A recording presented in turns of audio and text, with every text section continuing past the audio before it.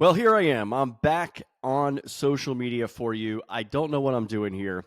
July 25th was the last day I posted on Instagram, Facebook, and Twitter. And I really decided I was leaving social media. I had had enough. That's been more than 50 days now from the time I'm posting this.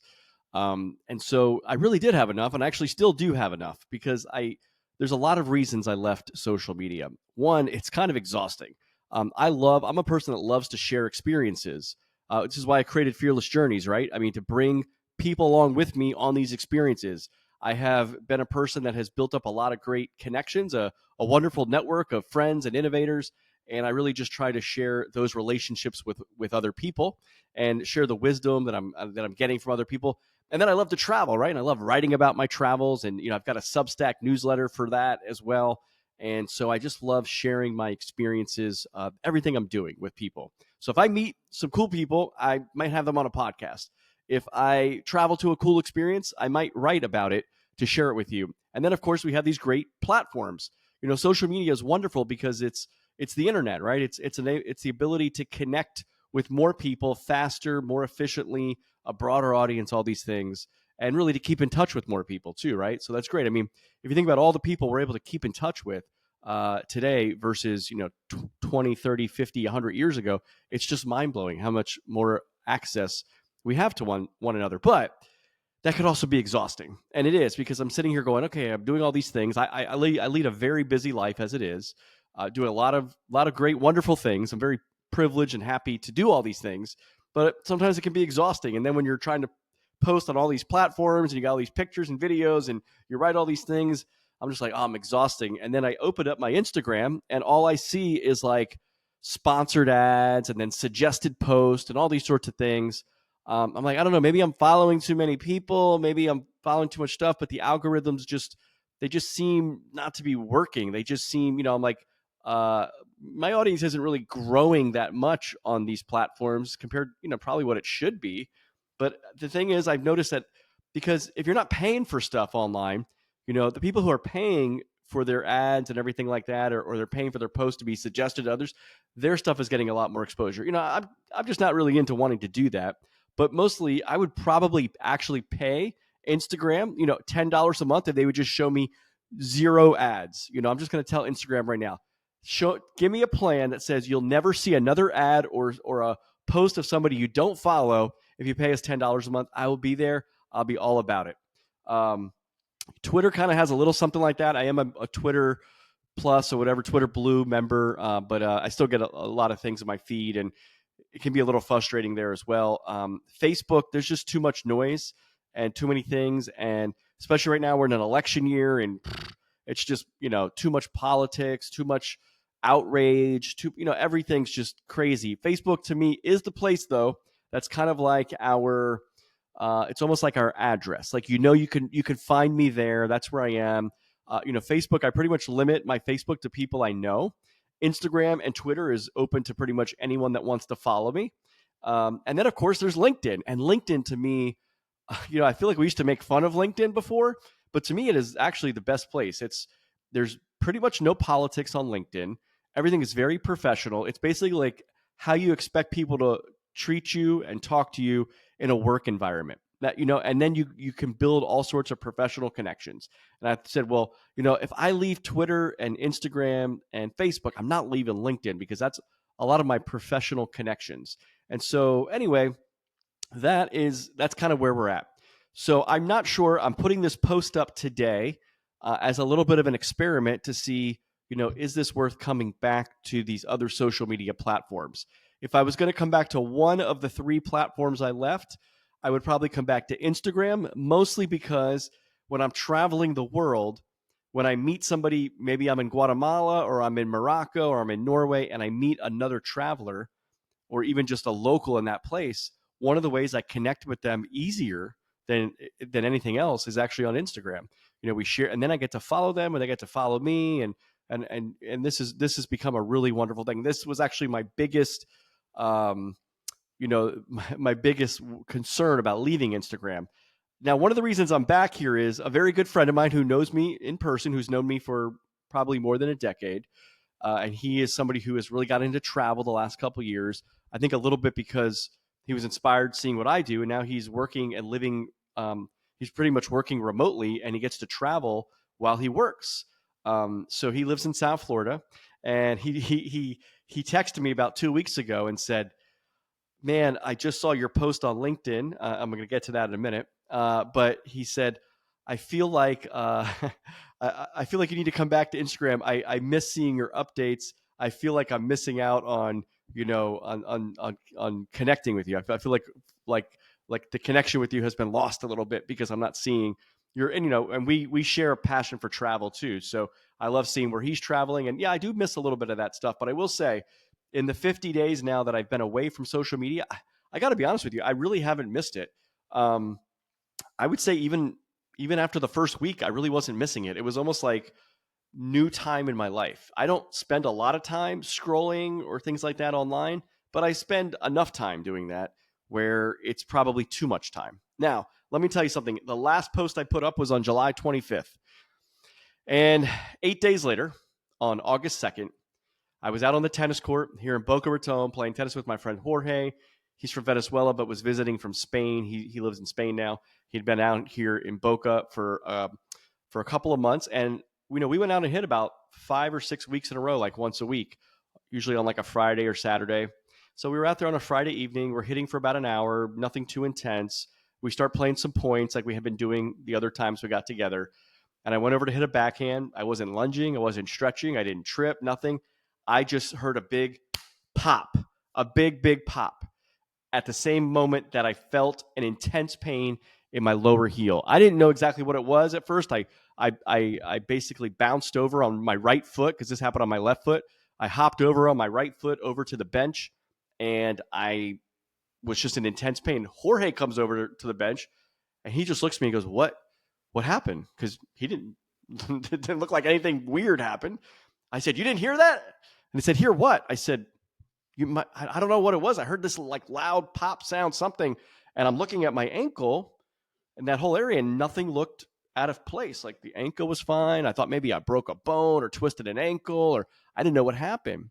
But I was in intense pain, and when I tried to stand up, as I tried to stand on my toes, like they just kind of went back, and it was a really weird sensation and feeling. So luckily, it happened on my left foot. I was able to drive myself home. The next day, my dad actually insisted on me going to the emergency room. I was just going to wait and go to a doctor either that day or later on Monday. And so this was a Saturday. So I went to the emergency room, and after a few hours there, had a great experience there. They did. Everybody was really wonderful. And they diagnosed me with, they said I tore my Achilles tendon. So luckily, I went on Monday. I got to see a podiatrist that Monday, and then on that Wednesday, I actually went in for surgery. So this happened very fast. In fact, I told the surgeon on Wednesday morning. I had just seen her. She's also the podiatrist that I saw on Monday morning for the first time ever. And I said to her on Wednesday, right before we went into surgery, I said, "I can't believe I'm already here for surgery. I saw you less than 48 hours ago for the first time." And she said to me, "Well, this happened very fast because you're healthy. You have a very healthy body. You're young enough as well. Your body's very resilient." I had to go get all my vitals checked and everything on Monday after I saw her. I had an EKG, I had a chest x-ray, all these things. Everything cleared. I got cleared very fast. And luckily it's August and we're in Boynton Beach, Florida, where probably the competition for doctors would be a little bit more intense between, say, November and March. But we're in a little bit of a lull of a season. So, kind of worked to my advantage a little bit. And I got in and I was actually home by noon that day. It was amazing. Just a few hours in the hospital to get the surgery done. So, look, as somebody who stays very active, to basically be immobile for more than a month has been very, very challenging. In fact, they told me it'd be about 4 to 6 weeks from the point of surgery to the time that I would maybe be walking again on my feet, somewhat normally. They also told me it'd be 6 to 12 months before I can do any intensive activity like tennis again. So, look, the number one thing I love to do every morning is I love to walk. And the first couple days of being incapacitated from this injury was very, very challenging to me because I can't even go outside and walk. I have to be like kind of stuck in the house. The pain was, mas or menos for the first week or so, but it was, I dealt with it. And I had a splint on my foot, which is sort of like a soft cast. 15 days after the surgery. That was removed, as were the staples out of my heel, probably about 20 staples, about 15 days after surgery. And since that time, they put me in a boot, which is a removable boot. And so when I'm at home, if I'm laying down or if I'm sleeping, I can take the boot off. I'm doing a lot of icing, did a lot of elevating of my feet. I've just really taken care of myself. But the biggest challenge has been the mental challenge of not being able to be outside as much, to be walking, to be exercising. Very, very difficult. Also, this year though has been an incredible year. So this happened to me on August 2nd, and up to that point, I had already visited 9 countries this year, including a few new ones. I went to Cuba for the first time in January. During my time in Argentina, I went over the border to Paraguay and to Brazil. I saw Iguazu Falls. I mean, just amazing. Went to Norway for the first time. I mean, yes, I went through the fjords there. Just beautiful, beautiful place. Went to Amsterdam for the first time, the Netherlands, and had an amazing experience there. Saw the Peace Palace, got a private tour with a friend of mine who works there. Then I went down to Morocco for 10 days and went to like amazing experiences, including a camel ride in the Sahara Desert. As my dad was taking me in for surgery at about 5 in the morning on the day of my surgery, I said to him, "Wow, in some ways, I'm so grateful that this injury, this Achilles tendon tear, happened right here, so close to home." Because I said, imagine if I was getting on a camel or getting on and off a camel in the middle of the Sahara Desert and this happened there. That would not have been a fun experience. Let me tell you, it would have been very challenging. So, one, I'm very blessed that it happened close to home and that we have great healthcare here in South Florida, great healthcare professionals. Just everybody has treated me just amazing, and I'm really grateful for that. But I'm also grateful that when I was healthy, I traveled. I didn't waste my time. And not everybody can travel as much as I did, but there are things that we sometimes think we're going to do in the future. Like a lot of people think, oh, when I retire, I'm going to travel. Well, when you retire, you're going to be old, right? So your body's going to be like less mobile, less willing to travel than when you're young. So I always say travel when you're young, travel when you're healthy, but do things too. Exercise, take care of your body. While this injury happened during exercise, what the doctor said to me was, because you were healthy, you were able to get into surgery faster. If you were overweight, if you would have had some other lingering health issues, we wouldn't have got you in for surgery so fast. She said, also because you're healthy, your body's probably going to bounce back and more resiliently. So she said it's important to take care of your health so that when you do face an injury like this, you're able to go through it easier and bounce back faster. So that's a little bit what it is. But it's also kind of interesting that I left social media literally 8 days before this injury. I'm thinking, if I was still on social media and I'm just sitting here at home, I'd probably be like scrolling and commenting and doing all these things because I would have nothing else to do while I was laying in bed. But instead, I made use of my time. I've been in the middle of finishing my second book. And just a few weeks after this injury, I submitted my manuscript to the publisher. So we're still going through some edits back and forth, but volume 2 of my book series on the American Dream is going to be coming out in mid-November. So we're looking at a November 12th publication date. So I'm very happy for myself. That was something I wanted to get done. A friend of mine down in Guatemala actually texted me when I told her about the injury, and she said, "Which foot did it happen on?" And I said, "The left foot." Oh, so grateful it happened on the left foot, right? Because at least when I'm able to drive, right? And so I've been able to drive now that I just have the boot on my foot and it's just on the left foot. But she goes, "Well, you might think I'm a little weird saying this, but if something happens in your left foot, I believe it means that there's something you need to finish. There's something you need to accomplish.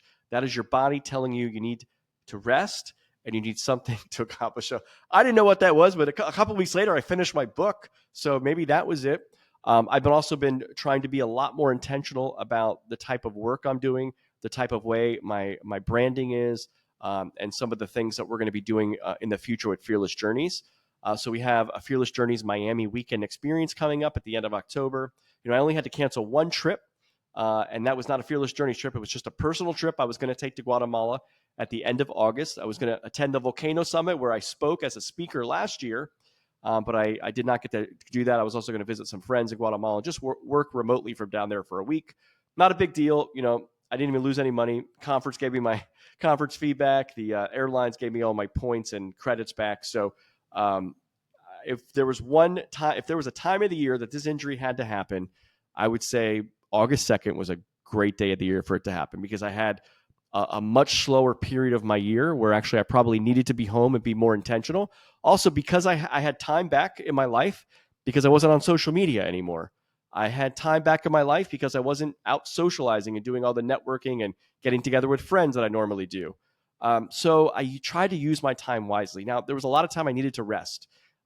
It also just so happened that the Fearless Journeys community was in the middle of reading this book, Stillness is the Key by Ryan Holiday, right smack when this happened to me.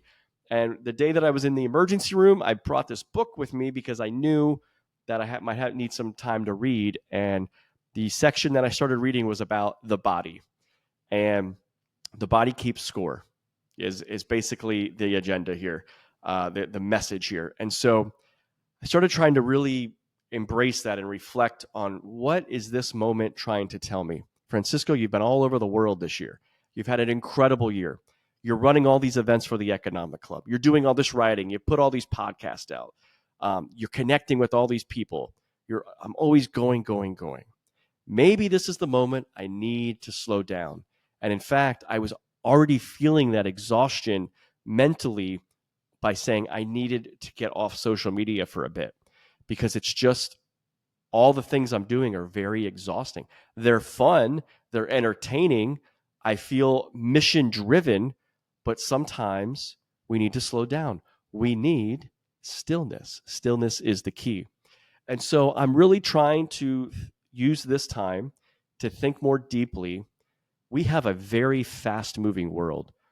We cannot process information at the level that it's coming at us. So we all need to be more intentional about what we're consuming. What are we reading? How are we getting this information? What are we watching? What are we listening to? Who are we allowing in? One of the great messages from Stillness is the Key is limit your inputs. And that might mean following less social media accounts, maybe being on less social media platforms. It might mean, a little bit less time in front of the television, right? Let's do some more reflecting and thinking. Let's drown out a lot of the noise. And so when I left Instagram, Twitter, and LinkedIn about 50 days, Instagram, Twitter, and Facebook about 50 days ago, I was actually on that path of limiting my inputs. I was like, this is too much. So I didn't like leave. I didn't like check out. I don't even know if you can like cancel your accounts on some of these things. I didn't want to do that because I have a lot of followers. I have a lot of people I follow. I have a lot of great connections, and it's a platform. I've made friends on these platforms, especially on places like X, Twitter. And so I wanted to stay connected in some way so I can go back there anytime, but I took them all off my phone. Now, Instagram is one that you really need on your phone because it's all about uploading pictures and things like that. So I'm going to slowly come back. I'm going to be a lot more intentional about what I'm posting, who I'm following, and what I'm doing on these platforms. And a lot of people told me, how can you possibly leave Instagram or Twitter or Facebook? I mean, this is how you get your message out about Fearless Journeys and all the things you're doing. I said, I know it's very challenging, but I really don't know if these platforms are actually helping or not. So we'll see. But anyway, I wanted to just say how I'm going to be here. You can reach me. I really think the best way to follow me, as I said the day I left these accounts, is to follow my newsletter. You can go to fearlessjourneys.org /subscribe and / subscribe. And you can follow me there. I'll put a link here in the show notes so you can follow me. And I think I put a newsletter about once a week out. In fact, I put one out this week about my experience camping in the Sahara Desert. And I've gotten not just replies and comments on the newsletter, I've gotten text messages from people saying, wow, that was an incredible email. That was an incredible experience. And I'm like, you know what? We're all scrolling, and we're all, we don't have the time to digest what people are sharing on all these platforms because they're so quick. They're 10 seconds, they're 30 seconds or a minute, and then it's like the next one, you're just scrolling. If you take the time, if somebody takes the time to read a 10 or 20 minute long post that I wrote, on my Substack newsletter, then they're really interested in what I'm doing, and maybe they're the right people to receive the information I'm trying to share. Maybe this is not the platform. So that's why I'm recording this long form video, which is going to go on YouTube, and I will link to it on other platforms as well, so you can follow me. But I do think we're in an election year as well. Tensions are high. The country is experiencing a lot of economic disruption constantly. I mean, since probably, I was trying to think back as I'm reflecting, like, gosh, we're just always in these cycles, these news cycles. I really do think that social media has been a net negative now because of how fast paced the information's coming and how we're all required or forced to react to it so fast without thinking. We really need time to slow down. As Ryan Holiday says, and stillness is the key. Stillness is the ability to slow down. It's the ability to be steady in a world that is constantly spinning. And I mean, this world cannot be spinning any faster. And if you're a person of faith like me, you probably got to think the evil one is probably really happy that things are spinning fast. The evil one has us really in a tizzy. It has us at our throats with each other, but also has us, really discombobulated, where we're feeling exhausted, we're feeling drained, we're constantly just absorbing so much information, but without the time to process it. So my body said to me about 50 days ago, Francisco, slow down. You've been everywhere. You're sharing a lot. You're doing a lot, but you need to slow down, reflect, relax, and maybe be a little more intentional on some of the things you're doing. So that's what I'm going to try to do here.